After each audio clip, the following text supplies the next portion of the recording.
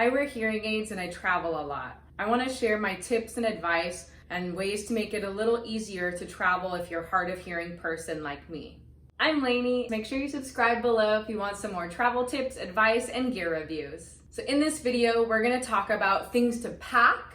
We're going to talk about what to do when you're flying or traveling, and we're also going to talk about what do I do when I'm actually on a trip to make my day-to-day life a little bit easier. A little about my hearing loss is I can't hear high and low frequencies, which means that a lot of sounds are muffled, such as D's and B's and M's and N's, as well as different vowels are hard to hear. So I can still hear without my hearing aids. It's just really difficult for me. So I consider myself a hard of hearing person, not deaf. So some of these tips may not apply for someone who has more severe hearing loss than I do. So hearing aids really do add a lot to my life, and it's essential for me to bring them on trips and to wear every day too. First thing is what to pack. And my first thing I always bring, besides my actual hearing aids, are extra batteries. And you need to calculate how many extra batteries you're going to need based on the length of your trip. Pre-COVID, I took a 10-month trip around the world and I calculated how many batteries I needed to bring on my trip because I knew there were some places it was going that it was hard to purchase batteries. My batteries last about 4 days, maybe 3 days if I have the Bluetooth on. It's not very good. They're old, inefficient hearing aids. However, I calculate the number of extra batteries I'm gonna need on my trip. So I take 4 and I'm going to say I'm going on a 305-day trip. It's 10 months, so 305 divided by 4, and that's about 76.5. I did this on a calculator. So then I have 76 batteries I'm gonna need, which means how many packs is that? So battery pack is 8, which means 4 for 2 hearing aids. So 76 divided by 4, and I get about 19 packs that I'm gonna need. So I take that number and then I always bring 2 or 3 extra packages.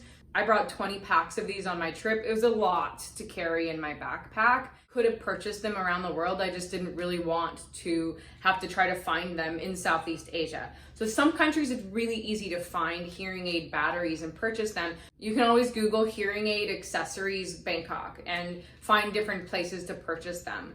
So that is one option if you know you're going to be going somewhere. I did end up purchasing some more when I was in Australia, and that's a really easy place to find them, very similar to the US where you can get them at any kind of drugstore. If you use rechargeable batteries, make sure you bring a power converter so that you can charge on a different voltage.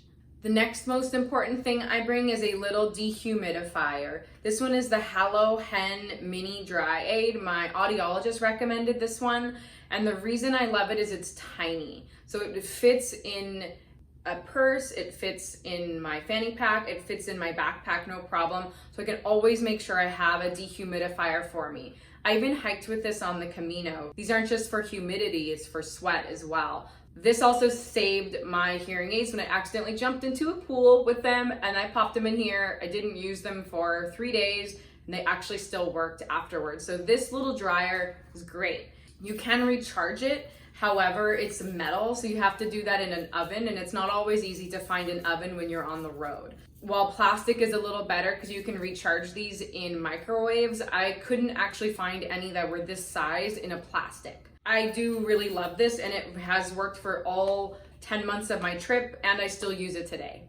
Make sure you pack some cleaning tools, more of them if you're going on a longer trip, fewer if you're going on a shorter trip. And always bring extra domes, and you want to make sure you have extra wax guards. Any accessories that you use to help your hearing aids work in daily life needs to go with you on a trip. Maybe don't bring all of them, but bring enough for your trip and a little bit extra. I always take all of these things in a little bag, so that way I have a little go kit, and the little go kit always goes in my day pack when I'm on the road in case something happens when I'm out and about in a city. I don't have an emergency if I lost a dome or something. I also bring an extra case with me. This is just the one that they came with, and that case always is in my backpack.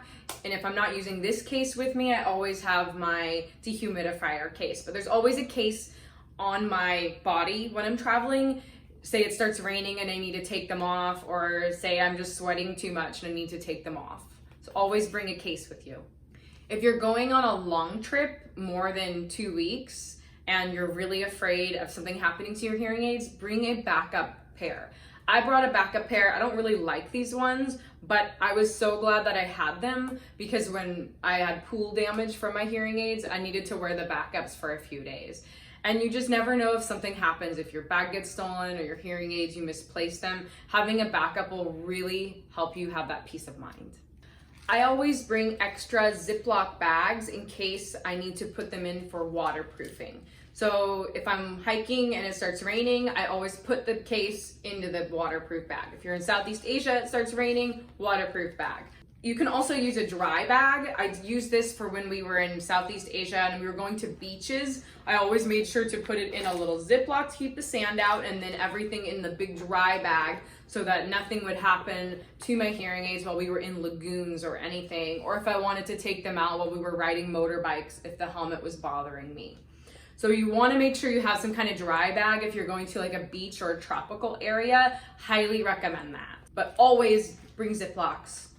I often put all my accessories for my hearing aids in a little packing cube so that way I can just pull it out of my backpack and they're all in one place. I know some people like to spread their stuff around their bags in case you misplace something, then you don't lose everything, but I found that I just like everything in one spot. My last thing that I really like to carry with me is a fanny pack, and that's something that it makes sure my hearing aids are always on me when I'm hiking. So on the Camino Santiago, I used the fanny pack, and then I had my hearing aids in here if I wasn't wearing them, or the case was always in here in case I needed to take them off if I was wearing them. This also provides a little bit of extra security if you're staying in hostels or in public dorms. What I do is I would put my hearing aids in here and then I sleep with my fanny pack so that I'm not leaving this in a locker, I'm not leaving it in my backpack. My really nice hearing aids, which are expensive, the most expensive piece of equipment with me on a trip, are always on my body because they are a part of me. They're not a piece of equipment. Part 2, when flying. Always pack your hearing aid supplies in your carry-on bag. Never ever check anything of your hearing aid supplies. These are medical tools. You need to carry them. I know some people like to bring doctor's notes if they bring bigger, drier cases. I've never had an issue with any of the tools that I bring. And if you do have your stuff in a little packing cube, it's easy to just pull this whole cube out, bring on your carry-on. I personally always take carry-on bags, so I don't have to worry about this. I just always have all my hearing aid stuff on me. You can wear your hearing aids through security, so that is a no problem thing. I've never had an issue with them being beeped for any metal or anything. When I'm at an airport, I like to sit within sight of the gate, or if I'm in a bus terminal, so that I can see the gate agent, I can see anything that's being announced, because I can't really hear the announcements. I don't understand what they're saying. So I always make sure I can see what's happening. And that takes a lot of anxiety off of me to just make sure that I have a visual cue for getting on a bus, getting on a plane or a train. If you are traveling alone, make sure when you sit on your plane that you tell the flight attendant that you have hearing issues. Really makes things a lot easier over the noise of the airplane. Especially me, I personally like to take my hearing aids out when I'm flying. It's just too noisy to wear them.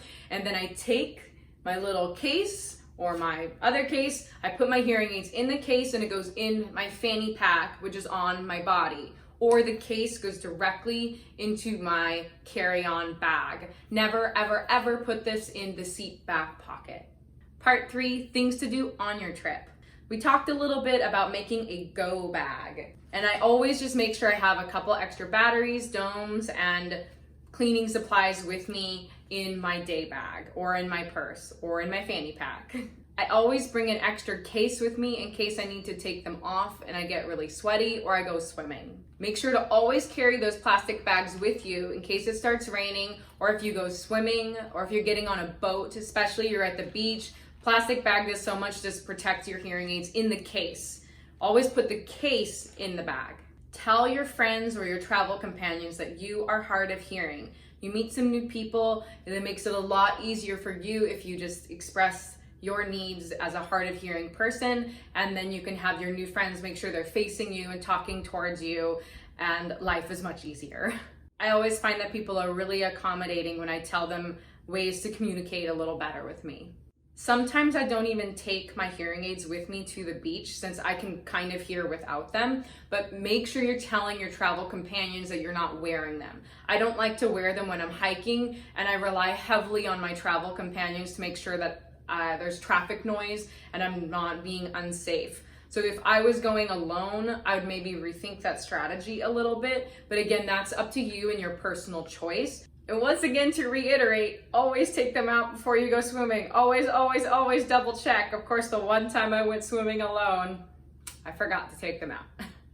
Make sure you dry your ears completely before putting your hearing aids back in after going swimming or a shower. It'll help prevent getting ear infections. So I do like to pack cotton swabs with me, and that way I can always make sure my ears are clean for my hearing aids. I don't like talking on the phone, so I always try to make my reservations on a booking website such as booking.com or Airbnb or Agoda.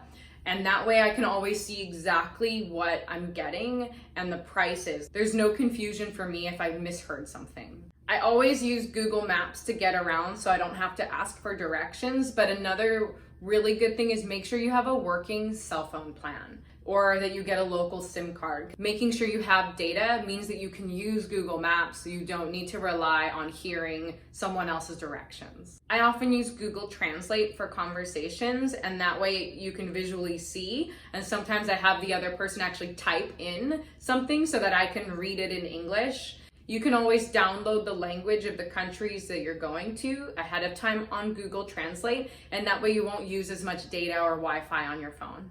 I like to use rideshare apps such as Lyft and Grab, Uber, and Gojek, depending on the country you're in. And that way, if I'm calling a taxi or hailing a cab, I can always see the price and know exactly where I'm going, and I don't have to communicate or hear what the other person is saying. I have a lot of trouble understanding people's accents if they are trying to speak English, and that way I don't have to struggle with that. As well as if you are gonna go use a taxi stand, I often use those apps to make a price estimate, and that way I have a little more education and a little bargaining power when I'm trying to actually get somewhere with a taxi cab stand. Once again, for safety, make sure you always keep your hearing aids on you or in a locked space or in your private hotel room, so that way you make sure that they don't get stolen or lost. Again, if you're staying in a public space, keep them on you when you sleep, either in your pillowcase, which I think that's uncomfortable. I kind of like to hug it or just kind of spoon my fanny pack. My last tip is to make sure you get travel insurance, and always upgrade to a premium package to cover the cost of your hearing aids if something does happen to them on a trip. They're the most valuable things that you have on a vacation, and the worst thing to happen is if you have to replace them and you have no travel insurance. Things go wrong, you never know, but even that little peace of mind is nice to have, even if nothing does happen. I've used Alliance travel insurance in Europe, which I found was the most affordable for where I was in Spain, and I've used World Nomads in Southeast Asia. It really just depends where you go and which travel insurance you want to use. They all have different things and different plans, and just really make sure you read the fine print to understand what you're getting into. So being a hard of hearing person doesn't have to stop you from traveling and stop you from going to new places.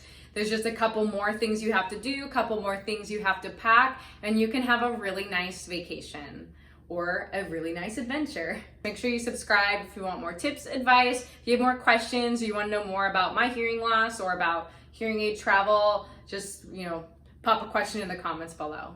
Thanks for watching.